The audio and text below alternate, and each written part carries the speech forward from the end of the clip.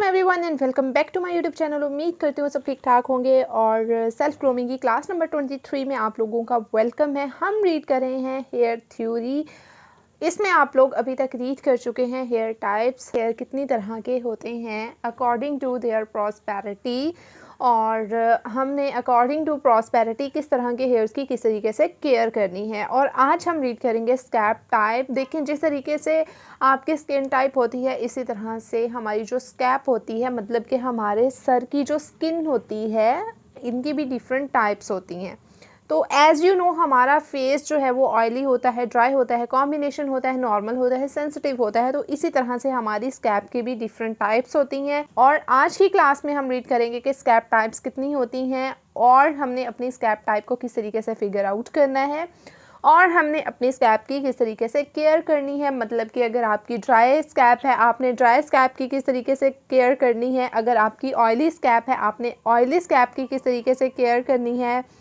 Combination की किस तरीके से करनी है। वीडियो होने वाली है बहुत ही हेल्पफुल, वीडियो को एंड तक ज़रूर देखिएगा। चैनल पर नए हैं तो चैनल को सब्सक्राइब कर दें। और वो लोग जो मेरी क्लासेस स्टार्ट से ले रहे हैं, और सेल्फ ग्रूमिंग का ये कोर्स बिल्कुल फ्री ऑफ कॉस्ट है, इसका सर्टिफिकेट भी बिल्कुल फ्री ऑफ कॉस्ट आप लोगों को दिया जाएगा। सिर्फ आपने क्या करना है, आपको जो होमवर्क से साइन किए जाते हैं वो आप लोगों ने अपने कंप्लीट करके मुझे इंस्टाग्राम पे सबमिट करवाने हैं। और इसके अलावा आपकी अटेंडेंस जो है वो कंप्लीट होनी चाहिए, नथिंग एल्स। चलते हैं अपनी क्लास की तरफ। बेसिकली दो चीज़ें होती हैं जो हमारी स्कैल्प टाइप को डिटरमिन करती हैं, ठीक है। पहली चीज़ होती है हमारी स्कैल्प का पीएच बैलेंस, और दूसरी चीज़ होती है हमारे स्कैल्प में प्रोड्यूस होने वाला ऑयल। हमारी स्कैल्प में जो ऑयल प्रोड्यूस होता है इसको हम सीबम बोलते हैं। सीबम की कितनी अमाउंट हमारी स्कैल्प प्रोड्यूस कर रही है इस चीज़ पर डिपेंड करता है कि हमारी स्कैल्प टाइप कौन सी है। और यहाँ पर है हमारी स्कैल्प की 4 different types: dry scalp, oily scalp, normal scalp और कॉम्बिनेशन स्कैल्प। तो जैसे हमारी स्किन टाइप होती है सेम इसी तरह से हमारी स्कैल्प टाइप भी हैं। और आप समझ चुके होंगे कि ड्राई स्कैल्प कौन सी होती है, ऑयली, नॉर्मल और कॉम्बिनेशन। लेकिन अभी इसको मज़ीद मैं आपके सामने यहाँ पर जो है वो थोड़ा सा डिफ़ाइन करूँगी। कुछ ऐसे पॉइंट्स जो आप लोगों को नहीं पता होंगे, और कुछ ऐसी केयर के अगर आपकी ड्राई स्कैल्प है आपने उसकी केयर कैसे करनी, कौन से शैम्पूज़ आपने उनके लिए यूज़ करने हैं, ऑयली स्कैल्प के लिए आपने कौन से शैम्पूज़ यूज़ करने हैं, नॉर्मल के लिए, कॉम्बिनेशन के लिए। तो ये सारी चीज़ें जो होती हैं बहुत इंपॉर्टेंट होती हैं। पता तो सबको होता है कि मेरी भाई ड्राई है, मेरी ऑयली है, मेरी नॉर्मल है, कॉम्बिनेशन है, लेकिन उसके बाद भी अगर हमारे बालों के साथ मसला चल रहा है, हमारी स्कैल्प के साथ इश्यूज़ चल रहे हैं, इट्स मीन्स कि आप रॉन्ग प्रोडक्ट यूज़ कर रहे हैं।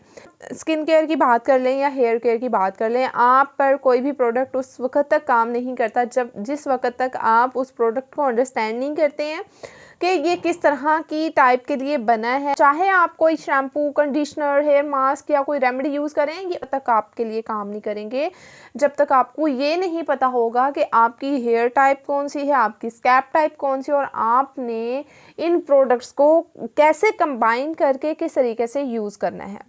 तो वीडियो को स्किप मत करिएगा, एंड तक देखिएगा अगर आप भी ये सारी चीज़ें समझना और सीखना चाहते हैं। इसके अलावा मेरे जितने भी पिछले लेक्चर्स हैं उसमें भी मैंने आप लोगों के लिए बहुत सारी इन्फॉर्मेशन शेयर की है। आई होप आपको मेरे इन क्लासेस से बहुत कुछ सीखने को मिलेगा।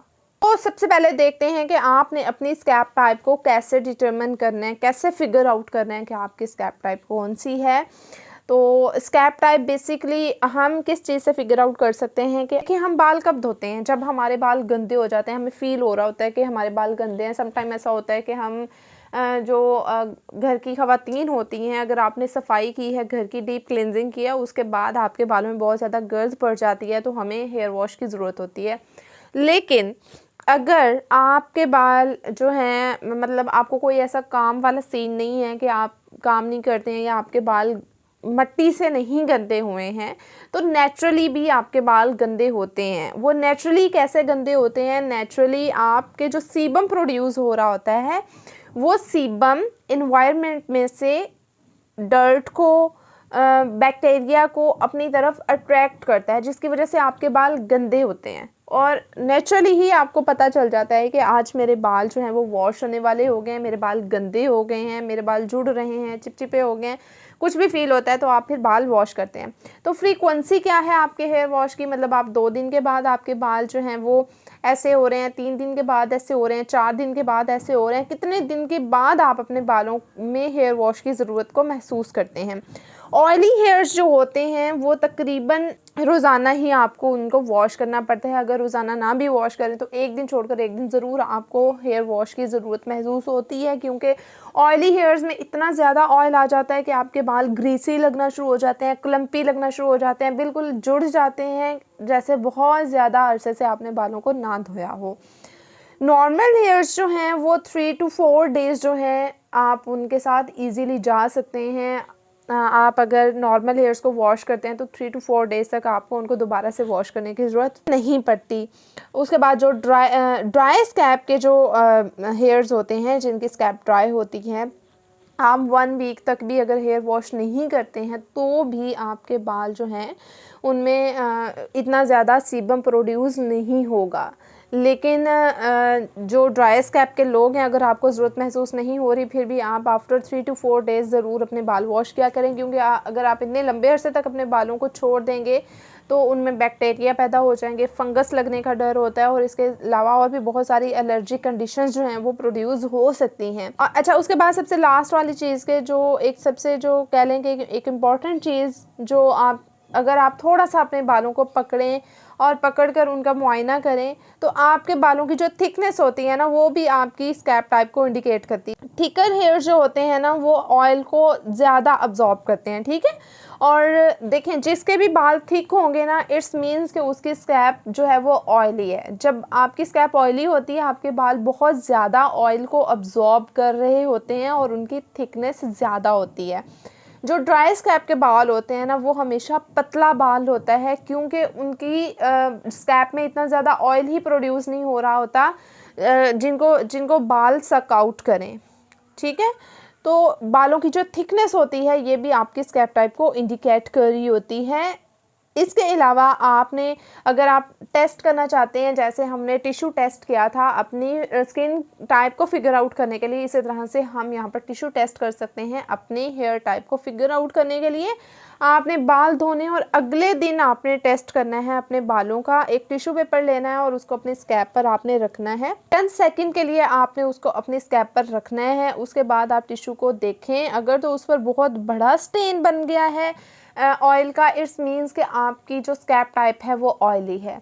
अगर एक बड़ा स्टेन है या छोटे छोटे कई सारे स्टेन्स बन गए हैं उसके ऊपर ऑयल के, इट्स मीन्स कि आपकी स्कैल्प टाइप कॉम्बिनेशन है। कॉम्बिनेशन स्किन टाइप में आपने पढ़ा था कि स्किन का कुछ हिस्सा जो है वो ऑयल प्रोड्यूस करता है और कुछ हिस्सा ऑयल प्रोड्यूस नहीं करता। सेम इसी तरह से अगर आपकी स्कैल्प टाइप कॉम्बिनेशन है, इट्स मीन्स कि कुछ हिस्सा तो उसका ऑयल प्रोड्यूस कर रहा है लेकिन कुछ हिस्सा उसका ऑयल प्रोड्यूस नहीं कर रहा।